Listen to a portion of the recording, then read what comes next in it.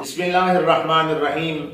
آج کل خواتین کے بالوں کی خرید و فروخت کا معاملہ دیکھا گیا ہے، تو کیا خواتین کا اپنے بالوں کو جمع کر کے پھر انہیں فروخت کر دینا شرعاً جائز ہے یا نہیں ہے؟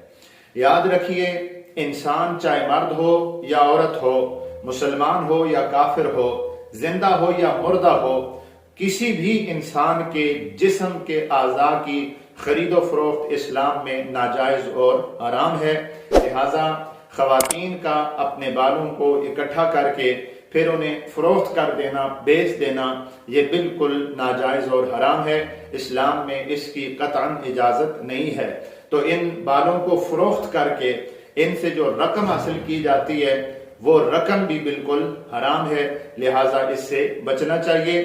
مرد حضرات کو چاہیے کہ وہ اس حوالے سے خواتین کو منع کریں تاکہ وہ خود بھی اس حرام کام سے بچ سکیں اور اپنے گھر والوں کو بھی حرام کے اس مال سے بچا سکیں۔ اللہ تعالی ہمیں عمل کرنے کی توفیق عطا فرمائے۔